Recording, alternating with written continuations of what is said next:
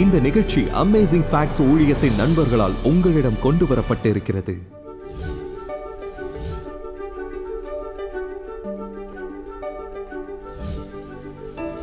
பிசாசின் சிறைச்சாலை என்ற இந்த தலைப்பு உண்மையில் சாத்தான் கட்டப்பட்டிருக்கும் ஒரு காலத்தை குறித்து பேசுகிறது. ஒருவரையும் சோதித்து தூண்டிவிடாதபடி சாத்தான் இந்த உலகத்தில் கட்டப்பட்டு தனது கிளர்ச்சியின் விளைவுகளை 1000 வருடங்களுக்கு அவன் அனுபவிக்க வேண்டும். இன்றிரவு நம்முடைய செய்தி பைபிளில் மில்லினியம் என்ற தலைப்பை கையாளுகிறது. சில சமயங்களில் 1000 வருடங்கள் என்று அழைக்கப்படுகிறது. இதை வெளிப்படுத்துதல் 20 காணலாம். இது பிசாசின் சிறைச்சாலை என்றும் அழைக்கப்படுகிறது. உங்களிடம் பைபிள் இருந்தால் என்னுடன் வெளிப்படுத்துதல் 20ஆம் அத்தியாயத்திற்கு திருப்பும்படி உங்களை கேட்டுக்கொள்ள விரும்புகிறேன். மேலும் முதல் சில வசனங்களை நாம் வாசிக்கப் போகிறோம். அது நாம் ஆராயப் போகும் வசனங்களுக்கு அடித்தளமாக அமையும். இந்த மிக முக்கியமான விஷயத்தை அனைவரும் தெளிவாக அறிந்து கொள்ள நான் விரும்புகிறேன். ஆகவே நீங்கள் வெளிப்படுத்துதல் புத்தகத்தில் அதிகாரம் 20 வசனம் 1 பார்த்தால், ஒரு தூதன் பாதாளத்தின் திறவுகோலையும் பெரிய சங்கிலியையும் தன் கையிலே பிடித்துக் கொண்டு வானத்திலிருந்து இறங்கி வர கண்டேன். பிசாஸ் என்றும் சாத்தான் என்றும் சொல்லப்பட்ட பழைய பாம்பாகிய வலு சர்ப்பத்தை அவன் பிடித்து, பிசாசு, சாத்தான், டிராகன் என்பவர்கள் யார் என்று கேள்வி எழுகிறதா? அதை கட்டி வைத்து எவ்வளவு காலம்? 1000 வருஷம் அளவு. அதை பாதாளத்திலே தள்ளி அடைத்து, அது என்ன? அந்த 1000 வருஷம் நிறைவேறும் வரைக்கும் அது ஜனங்களை மோசம் போக்காத படிக்கு அதன் மேல் முத்திரை போட்டான். அந்த 1000 வருஷம் முடியும் போது சாத்தான் தன் காவலிலிருந்து விடுதலையாகி பூமியின் 4 திசைகளிலும் உள்ள ஜாதிகளாகிய கோகையும் மாகோகையும் மோசம் போக்கும் படிக்கும் அவர்களை யுத்தத்திற்கு கூட்டிக் கொள்ளும் படிக்கும் புறப்படுவான். அவர்களுடைய தொகை கடற்கரை மணலத்தனையாயிருக்கும். அவர்கள் பூமி எங்கும் பரம்பி பரிசுத்தவான்களுடைய பாலத்தையும் பிரியமான நகரத்தையும் வளைத்துக் கொண்டார்கள். அப்பொழுது தேவனால் வானத்திலிருந்து அக்கினி இறங்கி அவர்களை பட்சித்துப் போட்டது. மேலும் அவர்களை மோசம் போக்கின பிசாசானவன் மிருகமும் கள்ள தீர்க்கதரிசியுமாயிருக்கிற இடமாகிய அக்னியும் கந்தகமுமான கடலிலே தள்ளப்பட்டான். நம்முடைய ஆய்விற்கான பின்புலம் இது. இப்போது பாடத்தின் முதலாம் கேள்விக்கு வருவோம். பின்னணியை புரிந்து கொண்டால் பிசாசு அடைக்கப்பட்டிருக்கும் இந்த சிறைச்சாலையை பற்றி அறிந்து கொள்வோம் தெளிவாக. நமது ஆய்வின் முதலாம் கேள்வி, இந்த 1000 ஆண்டு காலத்தின் தொடக்கத்தை என்னென்ன நிகழ்வுகள் முன்குறிக்கின்றன? அது நமக்கு எப்படி தெரியும்? இந்த காலகட்டத்தின் அடையாளங்கள் என்ன? தெசலோனிக்கேயர் 4:16, ஏனெனில் கர்த்தர் தாமே ஆரவாரத்தோடும் பிரதான தூதனுடைய சத்தத்தோடும் இறங்கி வருவார் என்று கூறுவதைக் காண்கிறீர்கள். இயேசுவின் 2வது வருகையில் கர்த்தர் இறங்கி வருவதை அது கூறுகிறது. அப்பொழுது கிறிஸ்துவுக்குள் மரித்தவர்கள் முதலாவதாக எழுந்திருப்பார்கள். முதலாவது என்று நீங்கள் வாசித்தால் வரிசையின்படி அதன் அர்த்தம் என்ன? அதன் பின்பாக வருவது இரண்டாவது காரியம். எனவே அது கூறுகிறது, நீங்கள் முதல் உயிர்த்தெழுதலில் இருக்க விரும்புகிறீர்களா நண்பர்களே? அதுதான் ரட்சிக்கப்பட்டவர்களின் உயிர்த்தெழுதல். பின்னர் வெளிப்படுத்துதல் 20 வசனங்கள் 4-5 வாசிக்கலாம். கிறிஸ்துவுடனே கூட 1000 வருஷங்கள் அரசாண்டார்கள். எவ்வளவு காலம்? 1000 ஆண்டுகள். ஆனால் அது நமக்கு சொல்கிறது, இறந்தவர்களில் எஞ்சியவர்கள் 1000 ஆண்டுகள் முடியும் வரை மீண்டும் வாழவில்லை. இதுவே முதல் உயிர்த்தெழுதல். இப்போது பைபிளில் மில்லினியம் என்ற வார்த்தையை நீங்கள் பார்க்க முடியாது. மில்லினியம் என்பது 2 லத்தீன் வார்த்தைகளின் கலவையாகும். இது வெறுமனே மில்லி அல்லது 1000 மற்றும் ஆண்டு, அதாவது ஆண்டுகள். எனவே 1000 ஆண்டு காலத்தின் ஆரம்பம். இன்னும் சுருக்கமாக நாம் பார்த்தோமானால் அது முதல் உயிர்த்தெழுதல் என்று நாம் அழைப்பதில் தொடங்கி 2ஆம் உயிர்த்தெழுதலில் முடிவடைகிறது. 2 முழுமையான தனித்தனி உயிர்த்தெழுதல்கள் இருக்கிறது. இதை நான் முதலில் கேட்டபோது ஆச்சரியமாக இருந்தது. காலத்தின் முடிவில் ஒரே ஒரு உயிர்த்தெழுதல் இருப்பதாக நினைத்தேன். பைபிள் தெளிவாக கூறுகிறது. 2ஆம் கேள்வி, முதல் உயிர்த்தெழுதலில் வேறு என்ன நடக்கும்? நீங்கள் 1 கொரிந்தியர் அதிகாரம் 15 வசனங்கள் 51 முதல் 53 வரை வாசியுங்கள். அது கூறுகிறது, நாம் எல்லோரும் நித்திரை அடைவதில்லை, ஆகிலும் கடைசி எக்காலம் தொனிக்கும் போது ஒரு நிமிஷத்திலே, ஒரு இமைப்பொழுதிலே நாம் எல்லோரும் மறுரூபமாக்கப்படுவோம். எக்காலம் தொனிக்கும். அப்பொழுது மரித்தோர் அழிவில்லாதவர்களாய் எழுந்திருப்பார்கள், நாமும் மறுரூபமாக்கப்படுவோம். அழிவுள்ளதாகிய இது அது தொடர்ந்து சொல்கிறது, அழியாமையையும் சாவுக்கேதுவாகிய இது சாவாமையையும் தரித்துக் கொள்ள வேண்டும். அதை பற்றி யோசியுங்கள். சிலர் ஒருபோதும் இறக்க மாட்டார்கள். இறக்காத சிலர் ஏற்கனவே உள்ளனர். அவர்கள் யார்? 2 பேர் இருக்கிறார்கள், ஏனோக்கும் எலியாவும். ஏனோக்கு தேவனோடு நடந்தார், தேவன் அவரை எடுத்துக்கொண்டார் என்கிறது. எலியா அக்னி ரதத்தில் பரலோகம் சென்றார். இயேசு வரும்போது உயிருடன் இருப்பவர்கள் அவரோடு வருவார்கள். அவர்கள் மரணத்தை அனுபவிக்க மாட்டார்கள். அதனால் என்ன நடக்கும்? கர்த்தர் இறங்கி வரும்போது திடீரென்று நாம் இந்த அற்புதமான அழிவில்லாத முழுமையான புத்துயிர் அடைகிறோம். அங்கு நாம் மறுரூபம் அடைந்து ஒரு மகிமையை நித்திய உடல்களை பெறுவோம். அது கண்ணிமைக்கும் நேரத்தில் நடக்கும். கண் சிமிட்டுவதை விட விரைவாக நடக்கும். இந்த காரியத்தை பற்றி நாம் மேலும் வாசிக்கலாம். இது பிலிப்பியர் 3:21 உள்ளது. அது கூறுகிறது, நம்முடைய அற்பமான சரீரத்தை தம்முடைய மகிமையான சரீரத்திற்கு ஒப்பாக மறுரூபப்படுத்துவார். நாம் என்ன வகையான உடல்களை பெறுகிறோம்? நாம் பேய்களாக மாறுகிறோமா? மகிமையான சரீரத்தை பெறுகிறோமா? இயேசு மரித்தோரிலிருந்து எழுந்தபோது அவருடைய உடல் எப்படி இருந்தது? சீடர்களிடம் உடலை தொடச் சொன்னாரா? அது ஒரு மகிமையான சரீரம், இயற்கைக்கு அப்பாற்பட்ட சரீரம். அதே நேரத்தில் அதை தொட்டு பார்க்கலாம். பிறகு உன்னிடம் சாப்பிட ஏதாவது இருக்கிறதா, எனக்கு பசிக்கிறது என்றார். ஒருமுறை சமையலும் செய்தார். அது கடற்கரையில் நடந்தது. எனவே அவர் தெளிவுபடுத்துகிறார். அவர் கூறுகிறார், நான் ஒரு ஆவியான பேய் அல்ல. நம் மகிமையான சரீரம் ஒரு நிஜமான சரீரம். ஆதாமையும் ஏவாளையும் படைத்தபோது அவர்களுக்கு நிஜமான உடல்கள் இருந்ததா? என்றென்றும் வாழ விரும்பினரா? பரலோகத்தில் திராட்சை தோட்டங்களை நட்டு அதன் கனிகளை புசித்து வீடுகளை கட்டி அதில் குடியிருக்கப் போகிறோம் என்று பைபிள் சொல்கிறதா? நாம் நிஜமான வேலைகளை செய்வோம். பரலோகில் நாம் ஏதோ ஒரு மேகத்தின் மீது வீணைகளை வாசிக்கப் போவது இல்லை. எனவே நம் உடல்கள் இயேசுவின் மகிமையான சரீரத்தைப் போல இருக்கும். மீண்டும் 2 தெசலோனிக்கேயர் 2:8, நீக்கப்படும் போது அந்த அக்கிரமக்காரன் வெளிப்படுவான். அவனை கர்த்தர் தம்முடைய வருகையின் பிரசன்னத்தினாலே நாசம் பண்ணுவார். கர்த்தர் வரும்போது கிறிஸ்துவுக்குள் மரித்தவர்கள் மறுரூபம் அடைவார்கள். ரட்சிக்கப்பட்டவர்கள் மறுரூபம் அடைந்து எடுத்துக் கொள்ளப்படுவார்கள். இப்போது பின்தங்கியவர்களுக்கு என்ன நடக்கும்? பிசாசுக்கு நேர்ந்ததைப் போலவே பிரகாசத்தால் நாசமாவார்கள். மேலும் வெளிப்படுத்துதல் 16:18, பூமி மிகவும் அதிர்ந்தது. பூமியின் மேல் மனுஷர்கள் உண்டான நாள் முதற்கொண்டு அப்படிப்பட்ட பெரிய அதிர்ச்சி உண்டானது இல்லை. இது ரிக்டர் அளவுகோலில் 15 இருக்கும். ஏனெனில் தீவுகள் விழுங்கப்பட்டதாகவும் மலைகள் அவற்றின் அஸ்திவாரங்களிலிருந்து அசைந்ததாகவும் கூறுகிறது. தொடர்ந்து சொல்கிறது, தீவுகள் யாவும் அகன்று போயின, பர்வதங்கள் காணப்படாமற் போயின. தாலந்து நிறையான பெரிய கல் மழையும் வானத்திலிருந்து மனுஷர் மேல் விழுந்தது. இப்போது இதை கற்பனை செய்து கொள்ளுங்கள்.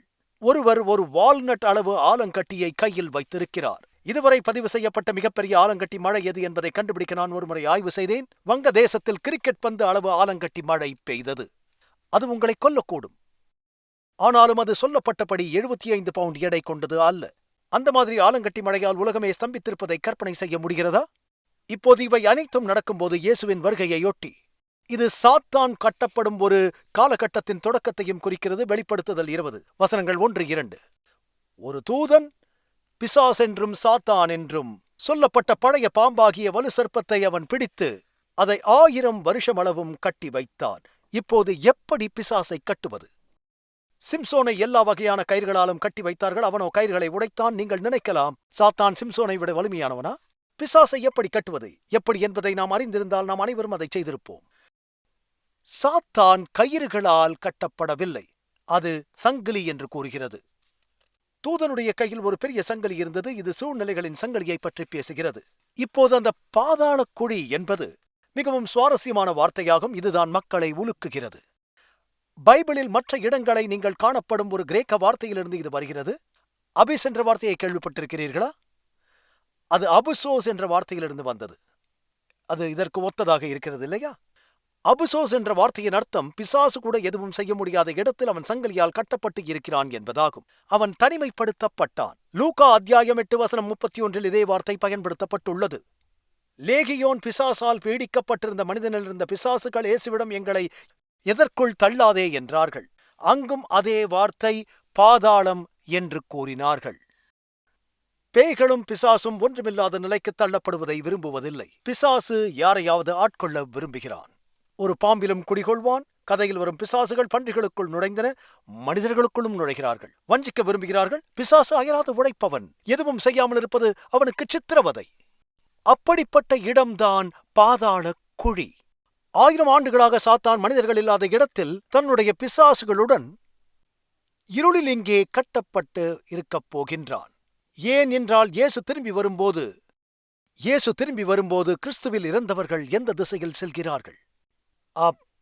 மேலே உயிர் வாழும் பரிசுத்தவான்கள் மறுரூபமடைந்த எந்த திசையில் செல்கிறார்கள்? இயேசு சொன்னதை நினைவில் கொள்ளுங்கள். நான் உங்களுக்காக ஒரு இடத்தை ஆயத்தப்படுத்தப் போகிறேன். நான் இருக்கும் இடத்தில் நீங்கள் இருக்கும்படி நான் மறுபடியும் வந்து உங்களை என்னிடத்தில் சேர்த்துக் கொள்வேன் என்றார். எனவே அவர் வரும்போது அவர் தயார் செய்த மாளிகைகளுக்கு குடியேறச் செல்கிறோம் இல்லையா? அவர் வரும்போது உயிருடன் வாழும் பொல்லாதவர்களுக்கு என்ன நடக்கும்? பிசாசும் அவன் கூட்டாளிகளும். பிசாசு தேவ பிரசன்னத்திலிருந்து ஓடப்போகிறான். அவருடைய வருகையின் பிரகாசத்தால் எல்லா பொல்லாதவர்களும் அடிக்கப்படுவார்கள். எத்தனை பேர் உயிருடன் இருப்பார்கள்? ஒருவரும் இல்லை. சாத்தான் இப்போது யாரை சோதிக்க முடியும்? அவைகள் இந்த இருண்ட கிரகத்தில் சங்கிலியால் கட்டப்பட்டிருப்பார்கள். மூன்றாம் கேள்வி, 1000 ஆண்டு காலத்தோடு தொடங்கும் இந்த பேரழிவினால் வரும் பூகம்பம் மற்றும் ஆலங்கட்டி மழைக்குப் பிறகு பூமி எந்த நிலையில் இருக்கும்? பைபிளே அதை விளக்கட்டும். ஏசாயா 24:19. தேசம் நொறுங்கவே நொறுங்கும், தேசம் முறியவே முறியும், தேசம் அசையவே அசையும். பூமி முற்றிலும் சிதைந்து விட்டது. பூமியில் எத்தனை பேர் இருப்பார்கள்? அது காலியாக இருக்கும். எத்தனை பேர் பூமியில் இருப்பார்கள்? காலியாக இருக்கும். எரேமியா 4:23 சொல்லுகிறது, பூமியை பார்த்தேன், அது ஒழுங்கின்மையையும் வெறுமையுமாயிருந்தது. இப்போது நீங்கள் வாசித்த பின், அவர் படைப்பை பற்றி பேசுகிறார். அங்கும் இதே வார்த்தைகள்தான் என்று நீங்கள் நினைக்கலாம். தொடர்ந்து படியுங்கள். வானங்களை பார்த்தேன், அவைகளுக்கு ஒளி இல்லாதிருந்தது. பர்வதங்களை பார்த்தேன், அவைகள் அதிர்ந்தன. பின்னும் நான் பார்க்கும்போது மனுஷன் இல்லை. ஆகாசத்து பறவைகள் எல்லாம் பறந்து போகின. கர்த்தராலும் அவருடைய உக்கிர கோபத்தாலும் பயிர் நிலம் வனாந்தரமாயிற்று. அதன் பட்டணங்களெல்லாம் இடிந்து போகின. நேபுகாத்நேசார் வந்து போன பிறகு இஸ்ரவேலின் நிலை என்ன? பாழடைந்தது. நகரங்கள் உடைந்தன. இப்போதுதானே வாசித்தோம். எரேமியா 25:33 படியுங்கள். அக்காலத்திலே பூமியின் ஒரு முனை துவக்கி பூமியின் மறுமுனை மட்டும் கர்த்தரால் கொலையுண்டவர்கள் கிடப்பார்கள். அது தெளிவாக இருக்கிறதா? அவர்கள் புலம்பப்படாமலும் சேர்க்கப்படாமலும் அடக்கம் பண்ணப்படாமலும் பூமியின் மேல் எருவாவார்கள். ஏன் அவர்களை எடுத்துச் செல்லவோ புதைக்கவோ யாரும் இல்லை. ஏனென்றால் உயிருடன் யாரும் இல்லை. உங்கள் வாழ்க்கையையே மாற்றக்கூடிய இந்த இலவச வளத்தை பெற்றுக்கொள்ள மறக்காதீர்கள். டிஜிட்டல் நகலை உங்கள் கணினி அல்லது மொபைலில் நேராக பதிவிறக்கம் செய்யலாம். இன்றைய இலவச பரிசின் டிஜிட்டல் நகலை பெற உங்கள் திரையில் காட்டப்பட்டுள்ள வலை முகவரிக்கு செல்லுங்கள்.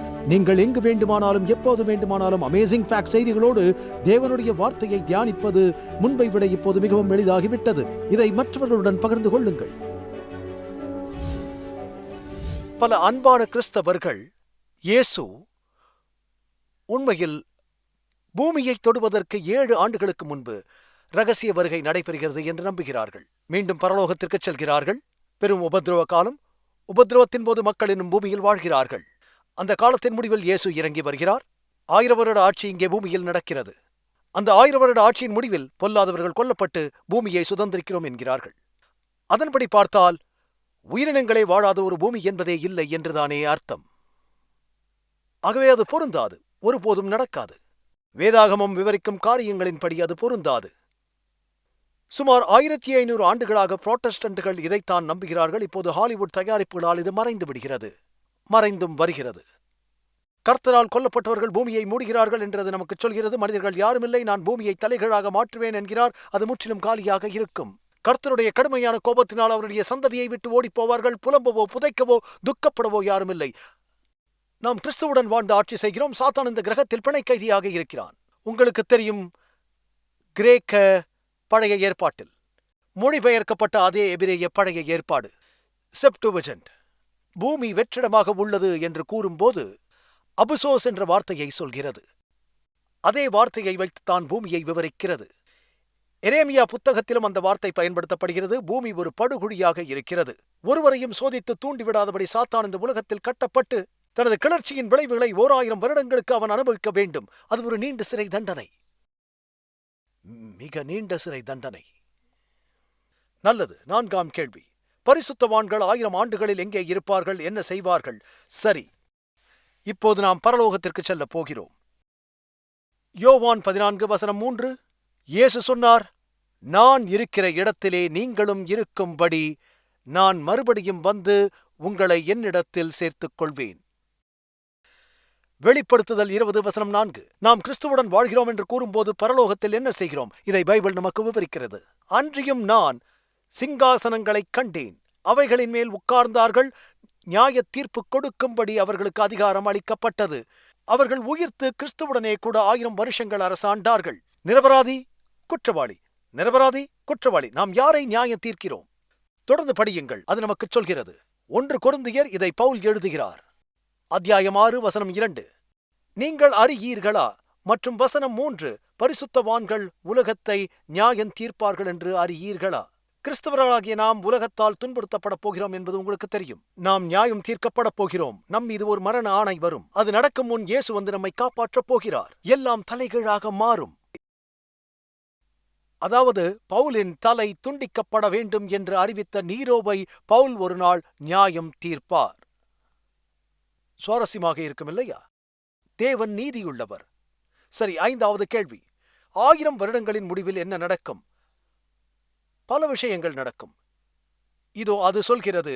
இப்போது நான் சக்கரியா 14 வசனங்கள் 1, 4, 5 மற்றும் 9 வாசிக்கிறேன். இதோ கர்த்தருடைய நாள் வருகிறது. அந்நாளிலே அவருடைய பாதங்கள் கிழக்கே எருசலேமுக்கு எதிரே இருக்கிற ஒலிவ மலையின் மேல் நிற்கும். அப்பொழுது அது கூறுகிறது, ஒலிவ மலை தன் நடு மையத்திலே கிழக்கு மேற்கா எதிராக பிளந்து போம். நாம் 2ஆம் வருகையை தியானித்த இரவில் யாராவது வந்து நான் இயேசு என்று சொன்னால், அவருடைய பாதங்கள் தரையை தொட்டால் அவர் இயேசு அல்ல. ஏனென்றால் இயேசுவின் பாதங்கள் தரையை தொடும்போது அவர் ஒலிவமலைக்கு வருகிறார். அப்போது அது பிளவுபட்டு ஒரு பெரிய பள்ளத்தாக்கை உருவாக்கப் போகிறது. வெளிப்படுத்துதல் 21 வசனம் 2. யோவானாகிய நான் புதிய எருசலேமாகிய பரிசுத்த நகரத்தை தேவனிடத்தினின்று பரலோகத்தை விட்டு இறங்கி வரக் கண்டேன். அது தன் புருஷனுக்காக அலங்கரிக்கப்பட்ட மணவாட்டியைப் போல ஆயத்தப்படுத்தப்பட்டிருந்தது. இது ஒரு பெரிய திருமண விருந்து. இறுதியாக அந்த 7000 ஆண்டு முடிவுக்கு வருகிறது. இவை அனைத்தும் அந்த 1000 ஆண்டுகளின் முடிவில் நடக்கும். புதிய ஜெருசலேம் கீழே வருகிறது. அதுவே நல்ல ஜெருசலேம், சமாதானத்தின் நகரம். சரி, அது நடக்கும்போது இப்போது சாத்தானை சிறையிலிருந்து விடுவித்த பிறகு அடுத்து என்ன நடக்கும்? நீங்கள் வெளிப்படுத்துதல் அத்தியாயம் 25 வாசியுங்கள். நாம் ஏற்கனவே இதை பார்த்தோம். இப்போது மீண்டும் படிக்கப் போகிறோம். மரணமடைந்த மற்றவர்கள் அந்த 1000 வருஷம் முடியும் அளவும் உயிரடையவில்லை. அது எதை குறிக்கிறது? 1000 ஆண்டுகள் முடிந்த பிறகு என்ன நடக்கிறது? அவர்கள் உயிர் வாழ்கிறார்கள். நாம் வேறு எதை வாசித்தோம்? 1000 ஆண்டுகள் முடிந்ததும் சாத்தான் சிறையிலிருந்து விடுவிக்கப்படுவான். சாத்தானை சிறையிலிருந்து விடுவிப்பது எது? தவறான வாழ்க்கை வாழ்ந்து இறந்தவர்கள் அனைவரும் மீண்டும் உயிர் பெறப் போகிறார்கள். அதில் எந்த மாற்றமும் இல்லை. ஒரு பெரும் கூட்டத்தையே இப்போது அவன் பெற்றிருக்கிறான். அவர்கள் மீண்டும் அவன் சொல்வதை கேட்க தயாராக இருக்கிறார்கள். எனவே பொல்லாதவர்கள் உயிரோடு எழுப்பப்படும் போது சாத்தான் என்ன செய்வான்? வெளிப்படுத்துதல் 20 வசனங்கள் 8, 9. பூமியின் 4 திசைகளிலும் உள்ள ஜாதிகளாகிய கோகையும் மாகோகையும் மோசம் போக்கும் படிக்கும் அவர்களை யுத்தத்திற்கு கூட்டிக் கொள்ளும் படிக்கும் புறப்படுவான். அவர்களுடைய தொகை கடற்கரை மணலத்தனையாய் இருக்கும். மேலும் அது கூறுகிறது, அவர்கள் பூமியெங்கும் பரம்பி பரிசுத்தவான்களுடைய பாளையத்தையும் பிரியமான நகரத்தையும் அழைத்துக் கொண்டார்கள். எசேக்கியேல் கோகும் மாகோகும் தேவஜனங்களுக்கு எதிராக வருவதை பற்றி பேசுகிறார். கோகும் மாகோகும் பற்றி நீங்கள் ஆதியாகமத்தில் வாசிக்கலாம். அவர்கள் இஸ்ரவேலுக்கு எதிராக போரிட்ட பழங்குடியினரின் முன்னோர்களில் சிலர். அவர்கள் இஸ்ரேலின் எதிரிகளை பிரதிநிதித்துவப்படுத்துகிறார்கள். கோக் மாகோக் என்றால் மேட்ரிக்ஸில் இருந்து வந்தவர்கள் அல்லது கோகின் பிள்ளைகள். கோக் இஸ்ரவேலுக்கு எதிராக போரிட்ட ஒரு போர்க்குணம் மிக்க தேசம். மாகோக் என்றால் கோகின் பிள்ளைகள் என்று பொருள். இது ரஷ்யா மற்றும் சீனா என்று மக்கள் சொல்வதை நான் கேள்விப்பட்டிருக்கிறேன். வெளிப்படுத்துதல் புத்தகம் அந்த வகையான நாடுகளின் போர்களை பற்றி பேசவில்லை. நன்மைக்கும் தீமைக்கும், கிறிஸ்துவுக்கும் சாத்தானுக்கும், பின்பற்றுவர்களுக்கும் பின்பற்றாதவர்களுக்கும் இடையிலான போரை பற்றி பேசுகிறது. வெளிப்படுத்துதலில் அது வேசிகளின் தாயான பாபிலோனையும் அவளுடைய மகள்களையும் பற்றி பேசுகிறது. கோக் மற்றும் மாகோக் துன்மார்கரையும் அவர்களின் பிள்ளைகளையும் பேசுகிறது. அவ்வளவுதான். வேறு எந்த தகவலையும் அவர் சொல்லவில்லை. அவர்கள் பூமியெங்கும் பரம்பி என்று கூறுகிறது. பூமி முழுவதும் திரளான மனித கூட்டங்களை உங்களால் கற்பனை செய்ய முடியுமா? நகரத்தில் உள்ளவர்களுக்கு இது நமக்கு மிகுந்த அச்சுறுத்தலாக இருக்கும். 6வது கேள்வி. இந்த முக்கியமான தருணத்தில் எது அனைத்தையும் முடிவுக்கு கொண்டு வரும்? வெளிப்படுத்துதல் 20 வசனங்கள் 11, 12. நான் பெரிய வெள்ளை சிங்காசனத்தையும் அதன் மேல் வீற்றிருக்கிறவரையும் கண்டேன். அப்பொழுது அந்த புஸ்தகங்களில் எழுதப்பட்டவைகளின் படியே மரித்தோர் தங்கள் தங்கள் கிரியைகளுக்கு தக்கதாக நியாயம் தீர்ப்படைந்தார்கள். இந்த நியாய தீர்ப்பில் நியாயம் தீர்க்கப்படும் மரித்தவர்கள் யார்? பொல்லாதவர்கள், ஆவிக்குரிய ரீதியில் இறந்து விட்டார்கள். குமாரனை உடையவன் ஜீவனை உடையவன், தேவனுடைய குமாரன் இல்லாதவன் ஜீவன் இல்லாதவன் என்று இயேசு சொன்னார். எனவே அந்த நேரத்தில் அவர்கள் தேவனின் நகரத்தின் மீது இந்த தாக்குதலை நடத்த தயாரான போது இயேசு நகரத்தின் மேலே உயர்த்தப்பட்டார். போர் இடைநிறுத்தப்பட்டது. ஒவ்வொருவரின் வாழ்க்கையையும் தேவன் ஜனங்களின் கண்களின் முன் வானங்களில் காட்சிப்படுத்துவார். ஜெருசலேமுக்கு மேலே இயேசு உலகிற்கு வருவதை அவர்கள் காண்பார்கள். பரிபூரண வாழ்க்கையை அவர்கள் காண்பார்கள். ரட்சிக்கப்படுவதற்கு என்ன செய்ய வேண்டும் என்பதை அவர் அனைவருக்கும் வெளிப்படுத்தினார் என்பதை காண்பார்கள். லூசிபரின் கைகளில் இயேசு துன்பப்பட்டதையும், அதிகார இச்சையினால் பிசாசு நிரம்பி இருந்ததையும், இயேசுவின் அன்பின் வல்லமையால் நிரம்பி இருந்ததையும் அவர்கள் காண்பார்கள். அடுத்து என்ன நடக்கும்? தேவன் பிரச்சனைகளை காட்டுகிறார். மக்களுக்கு அவர்களின் பாவங்களை காட்டுகிறார். நன்மையை காட்டுகிறார். எல்லோரும் தலை வணங்கி இயேசுவே ஆண்டவர் என்று கூறுகிறார்கள். பிசாசு கூட இறுதியாக தேவனுடைய ரீதியால் கட்டப்படுத்தப்படுவான். அவனும் இயேசுவை ஆண்டவர் என்று அறிக்கை செய்வான். எல்லோரையும் விட அவனுக்கு அது மிகவும் கடினமாக இருக்கும். அந்த நேரத்தில் பிசாசு மீண்டும் எழுந்து நின்று, இதுதான் நமக்கு கடைசி வாய்ப்பு, நகரத்தை கைப்பற்றுங்கள் என்பான். அவர்கள் தேவனின் நகரத்திற்கு எதிராக வருவார்கள். இது வெளிப்படுத்துதல் 20:9 நமக்கு சொல்கிறது. அந்த கட்டத்தில் தேவனுக்கு வேற வழியே இல்லை.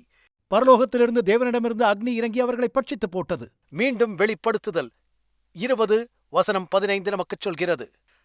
ஜீவ புஸ்தகத்திலே எழுதப்பட்டவனாக காணப்படாதவன் எவனோ அவன் அக்னி கடலிலே தள்ளப்பட்டான். புதிய எருசலேமை சுற்றி அந்த நெருப்பு மழை பெய்கிறது. புதிய எருசலேமைக்கு பெரிய சுவர்கள் உள்ளன. அது பாதுகாப்பானது.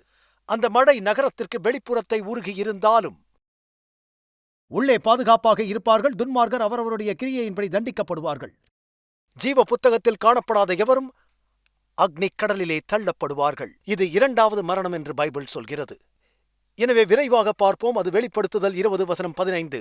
என்ன நடக்கிறது என்பதை மறுபரிசீலனை செய்வோம். மில்லினியம் அரசாட்சி இந்த காலகட்டத்தை எப்படி பிரிப்பது என்பதை விரைவாக காட்சிப்படுத்த திரையில் ஒரு சிறிய விளக்கப்படத்தை வைப்போம்.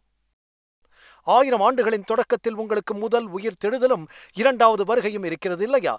பின்னர் இறுதியில் இது 2வது உயிர் தெழுதல் மற்றும் புனித நகரம் கீழே வருவதை காண்பிக்கிறது. 1000 ஆண்டுகளில் நீதிமான்கள் பரலோகத்தில் இருக்கிறார்கள். நாம் புத்தகங்களை பார்க்கிறோம். நாம் கேள்விகளை கேட்கிறோம். பின்னர் தீர்ப்பளிக்கிறோம். எனவே நியாய தீர்ப்பு நிகழும்போது தேவனுடைய தீர்ப்புகள் உண்மையும் நீதியும் உள்ளது என்று நாம் அனைவரும் ஒப்புக்கொள்கிறோம். பின்னர் 1000 ஆண்டுகளுக்கு பிறகு அக்னி கீழே வருகிறது. அது தீர்ப்பின் நிறைவேற்ற பகுதி என்று அழைக்கப்படுகிறது. மக்கள் தங்கள் தண்டனைகளை பெற்றுக் கொள்கிறார்கள். அக்னி அணைந்த பிறகு அந்த நேரத்தில் தேவன் தம் மக்களுக்கு என்ன செய்வார்? நாம் தொடர்ந்து சாம்பல் மேல் நடந்து கொண்டிருப்போமா, அல்லது பைபிள் அதை குறித்து என்ன சொல்கிறது? ஏசாயா 65:17 இதோ நான் புதிய வானத்தையும் புதிய பூமியையும் சிருஷ்டிக்கிறேன், அதில் நீதி வாசமாயிருக்கிறது. அவர் இந்த புதிய வானத்தையும் புதிய பூமியையும் உருவாக்குவதை பார்ப்போம். ஆம், புதிய வானத்தையும் புதிய பூமியையும் உருவாக்குவதை பார்ப்போம். ஆமென். அது உற்சாகமாக இருக்காதா? பின்னர் வெளிப்படுத்துதல் 21:1 பின்பு நான் புதிய வானத்தையும் புதிய பூமியையும் கண்டேன். முந்தின வானமும் முந்தின பூமியும் ஒழிந்து போகின. நண்பர்களே, நீங்களும் அந்த நகரத்தில் இருக்க வேண்டும் என்று கர்த்தர் சொல்கிறார். 2 பேதுரு 3:13 அவருடைய வாக்குத்தத்தத்தின்படியே நீதி வாசமாயிருக்கும் புதிய வானங்களும் புதிய பூமியும் உண்டாகும் என்று காத்திருக்கிறோம். சாந்த குணமுள்ளவர்கள் பாக்கியவான்கள், அவர்கள் பூமியை சுதந்திரித்துக் கொள்வார்கள். இயேசு மீண்டும் உலகை முழுவதுமாக முன்பை விட அழகாக ஆக்குவதை நாம் பார்க்கலாம். ஏனென்றால் அவர் இவ்வுலகை மேம்படுத்தப் போகிறார். தேவன் தாமே நம்மோடு குடியிருப்பார். ஆமென். தேவனும் நீதிமான்களும் இறுதியாக எங்கே வாழ்வார்கள்? வெளிப்படுத்தல் 21:3 இதோ மனுஷர்களிடத்திலே தேவனுடைய வாசஸ்தலம் இருக்கிறது. அவர்களிடத்திலே அவர் வாசமாயிருப்பார். தேவன் நம்மோடு வாழப்போகிறார். இது ஏதோ வேறொரு உலகமாக இருப்பதற்கு பதிலாக தேவன் இந்த பிரபஞ்சத்தின் தலைநகரை இந்த கிரகத்திற்கு நகர்த்துகிறார். அதனால்தான் நாம் கிறிஸ்துவுடன் ஆட்சி செய்வோம். இது அற்புதமாக இருக்கும் இல்லையா? சொல்லுங்கள் நண்பர்களே. இந்த காலகட்டத்தில் இவை அனைத்தும் நமக்கு பின்னால் இருக்கிறது. சாந்த குணமுள்ளவர்கள் பூமியை சுதந்திரித்துக் கொள்வார்கள். ஆனால் நாம் எங்கே இருப்போம் என்பதுதான் கேள்வி. கர்த்தர் உங்களை இந்த கூட்டங்களுக்கு அழைத்து வந்தார். நீங்கள் இப்போது பார்த்து கொண்டிருக்கிறீர்கள். நீங்கள் இப்போது இங்கே வந்திருக்கிறீர்கள். அவர் அளிக்கும் பரிசாகிய நித்திய ஜீவனை நீங்கள் பெற்றுக்கொள்ள வேண்டும் என்று அவர் விரும்புகின்றார். அவர் திரும்பி வரும்போதும் உங்கள் வாழ்க்கையை அவரிடம் ஒப்புக் கொடுத்தால் மட்டுமே அவர் தன் திட்டத்தை செயல்படுத்த முடியும். இன்றிரவு அந்த முடிவை எடுக்க விரும்புகிறீர்களா? அதை இன்றே பெற முடியும். இயேசுவிடம் நம் வாழ்வை ஒப்படைத்தால் இந்த உலகில் உள்ள எல்லா வேதனைகளுக்கும் இருளுக்கும் நாம் பயப்பட வேண்டியதில்லை.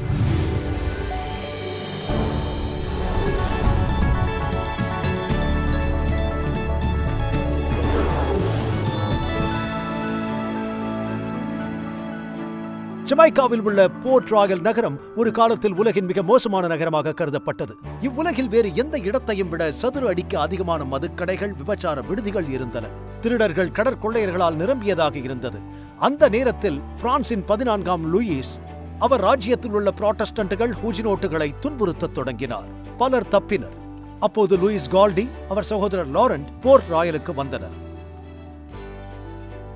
லூயிஸ் கால்டி அங்கு வந்தபோது போர்ட் ராயலை நிரம்பிய கட்டுப்பாடற்ற ஒழுக்கக்கேடு, வன்முறை, ஊதாரித்தனம் ஆகியவற்றை பார்த்து அவர் முற்றிலும் திகைத்து போனார். அதனால்தான் தேவனின் நியாய தீர்ப்பு இறுதியாக அங்கு வந்தபோது யாரும் ஆச்சரியப்படவில்லை. 1692 ஆண்டு ஜூன் 7ஆம் தேதி ஒரு பெரிய நிலநடுக்கம் ஏற்பட்டது. இது முழு தீவையும் பாதித்தது. குறிப்பாக போர்ட் ராயலை பாதித்தது. 2/3 பங்கு கடலில் மூழ்கியது. பின்னர் சுனாமி வந்தது. ஆயிரக்கணக்கானோர் இறந்தனர். துரதிருஷ்டவசமாக லூயிஸ் கால்டி கூட பூகம்பத்தால் விழுங்கப்பட்டார். ஜமைக்காவின் பெரும் பகுதி பாறையால் ஆனது. ஆனால் போர்ட் ராயல் மண்ணால் கட்டப்பட்டது. அதனால் நிலநடுக்கம் ஏற்பட்ட போது மணல் கிட்டத்தட்ட திரவமாகி நகரின் பெரும் பகுதியையும் மக்களையும் விழுங்கியது. லூயிஸ் கால்டி உயிருடன் புதைக்கப்பட்டார். ஆனால் நிலத்தடியில் அவர் இன்னும் சுயநினைவுடன் இருந்தார். பிரார்த்தனை செய்தார். நடந்ததை நினைத்து வருந்தினார். தேவனிடம் பிரார்த்தித்தார். மற்றொரு அதிசயம் நிகழ்ந்தது. ஒரு நிலநடுக்கம் ஏற்பட்டு எரிமலை வெடித்தது. அதன் நிமித்தம் லூயிஸ் கால்டி பல 100 அடிகள் பூமியிலிருந்து வெளியே தூக்கி எறியப்பட்டு கடலுக்குள் போய் விழுந்தார். அது கடினமாக இருந்தாலும் எப்படியோ நீச்சல் அடித்தார், காப்பாற்றப்பட்டார். லூயிஸ் கால்டி தனது வாழ்நாளின் அடுத்த 47 ஆண்டுகளை இந்த தீவில் இயேசுவுக்கு ஊழியம் செய்ய அர்ப்பணித்தார். இங்கேயே அடக்கம் செய்யப்பட்டார்.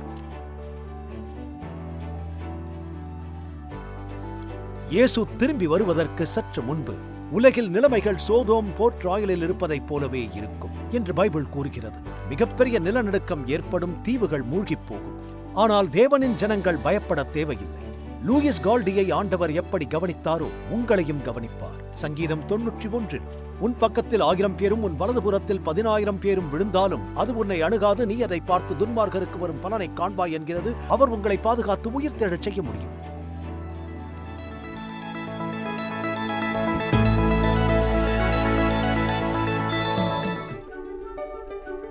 50 வருடங்களுக்கும் மேலாக அமேசிங் ஃபேக்ட் ஊழியங்கள் நற்செய்தியை உலகம் முழுவதும் பகிர்ந்து கொண்டிருக்கிறது. இயேசுவின் சித்தத்தின்படி அனைத்து மக்களுக்கும் நித்திய சுவிசேஷத்தை அறிவித்துக் கொண்டிருக்கிறது. உங்கள் ஜெபத்திற்கும் ஆதரவிற்கும் நன்றி.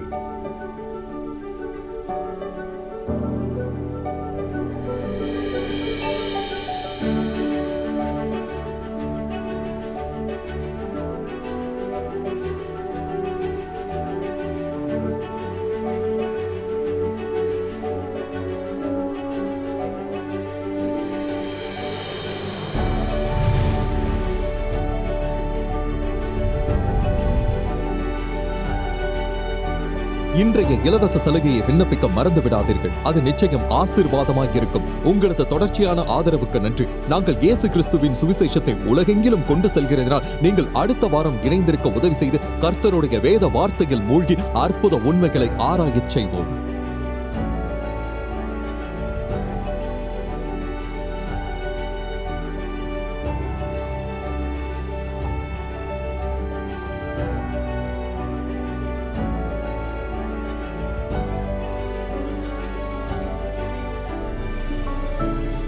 இந்த நிகழ்ச்சி அமேசிங் ஃபேக்ட்ஸ் ஊழியத்தின் நண்பர்களால் உங்களிடம் கொண்டு வரப்பட்டிருக்கிறது.